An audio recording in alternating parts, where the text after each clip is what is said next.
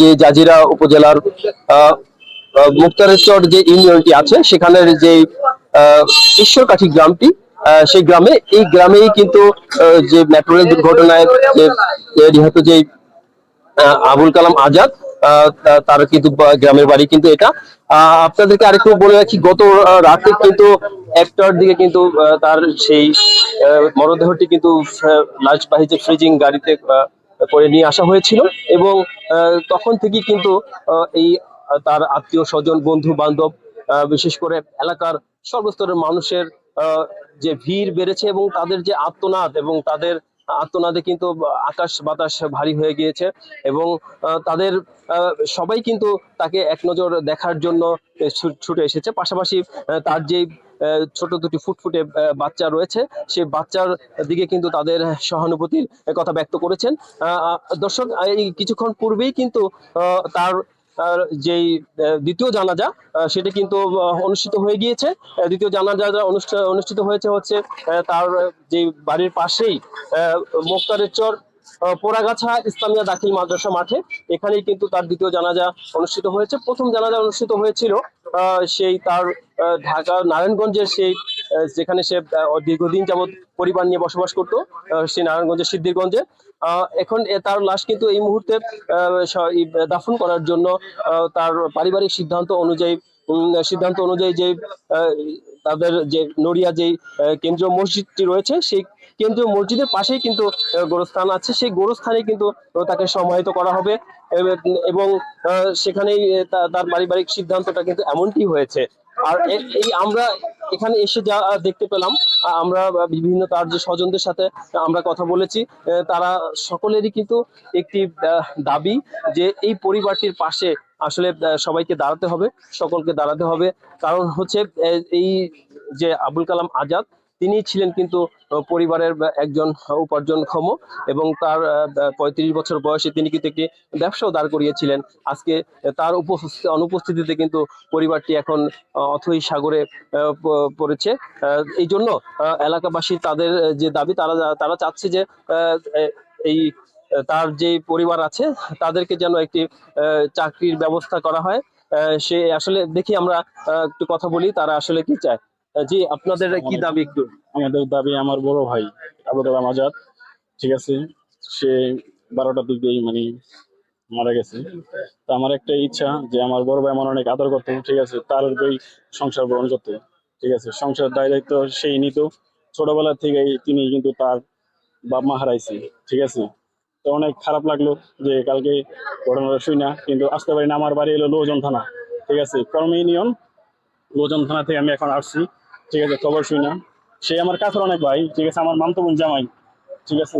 তাই আমার একই তার কাছে সরকারের কাছে চাওয়া, ঠিক আছে, যে সরকার তাদের ছেলে মেয়েদের ভরণ পোষণ, ঠিক আছে, দেয়, আর আমার বোনের যা যা চাহিদা আছে সবগুলো যে সরকারে বহন করে, ঠিক আছে। আপনাদের কাছে এতটুকুই আমার চাওয়া, আপনারা এটা সরকারের কাছে সুন্দরভাবে সুন্দরভাবে ধরবেন, ঠিক আছে, সরকার তাদের সহযোগিতা করে।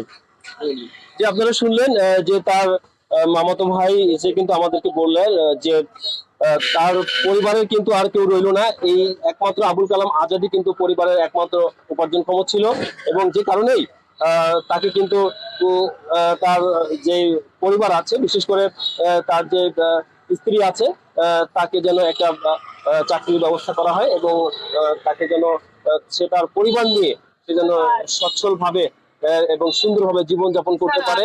আর ছোটবেলা থেকেই কিন্তু আবুল কালাম আজাদ ছিল দায়িত্ববান, এমনটা কিন্তু তার পরিবার জানিয়েছে।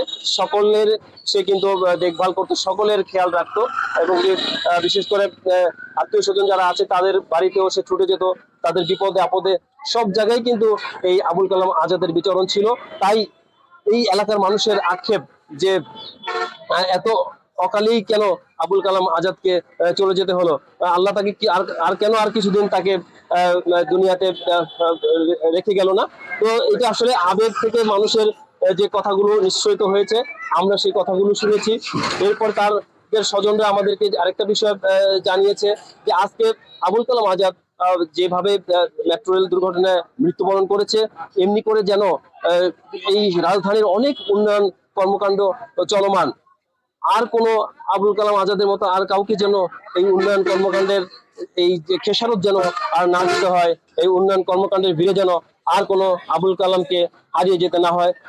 আমরা আপনাদেরকে যে বলতে চাই সেটা হচ্ছে যে তার যে ভাই বোনেরা আছে, তারা কিন্তু আবুল কালাম আজাদের জন্য তাদের সেই তাদের অন্তরের যে ব্যক্ত অব্যক্ত কথাগুলো সেগুলো কিন্তু তারা বলেছে। তাদের তাদের বারবার একটাই দাবি তাদের, যেন এই যে ক্ষতিপূরণ বলতে কিছু নেই, ক্ষতিপূরণ তারা এই ক্ষতিপূরণ পাবে না, কিন্তু তাদের কথা হচ্ছে যে আবুল কালামের যে ফুটফুটে দুটি অবশ শিশু সন্তান রয়েছে, এই অবশ শিশু সন্তান দুটির সুন্দর ভবিষ্যতের জন্য তার জন্য আহ, একটি সুন্দর একটি চাকরি যেন তার পরিবারের জন্য ব্যবস্থা করা হয়। তাহলেই তার পরিবারটি কিন্তু আহ, সুখে স্বাচ্ছন্দ্যে থাকতে পারবে। তাহলে হয়তো আবুল কালামের যেই বিদেহী আত্মার সেটা শান্তি পাবে, এমনটাই কিন্তু তারা আমাদেরকে বলিয়েছে বা জানিয়েছে। তো আমার বিশেষ করে আমরা যদি আপনাদেরকে একটু তার আহ, বাড়ির দিকে আমরা একটু নিয়ে যাই, আপনারা দেখতে পাবেন যে এখনো কিন্তু সেই বাড়ির আশপাশে কিন্তু যে প্রতিবেশীদের ভিড় এখনো কিন্তু রয়ে গেছে। কেউ কেউ আবুল কালামকে এক নজর দেখার জন্য কিন্তু তারা ছুটে এসেছে। আহ, এবং এখন যেহেতু তার তার যে মরদেহটি কিন্তু তার বিশেষ করে দাফনের জন্য নিয়ে গিয়েছে, তো এই কারণে কিন্তু এখন কিছুটা ফাঁকা হয়েছে। ফাঁকা হওয়ার পরেও দূর দূরান্ত থেকে কিন্তু মানুষ আসছে, এবং আবুল কালামের কে দেখার জন্য তারা এদিক সেদিক ছুটোছুটি করছে। আমরা আমরা কিন্তু ধীরে ধীরে তার যেই বাড়িটি আছে সেখানে নিয়ে যাচ্ছি। আপনারা দেখতে পাচ্ছেন যে তার বাড়ির সামনে কিন্তু এখনো সেই যে মানুষগুলো আছে, শোকাহত মানুষ, শোকাহত মানুষের যে জটলা এখনো এখনো মানুষ দাঁড়িয়ে আছে। মানুষগুলো মানুষগুলো কিন্তু এখনো তাদের শোকে শোকের প্রকাশ ঘটাচ্ছে।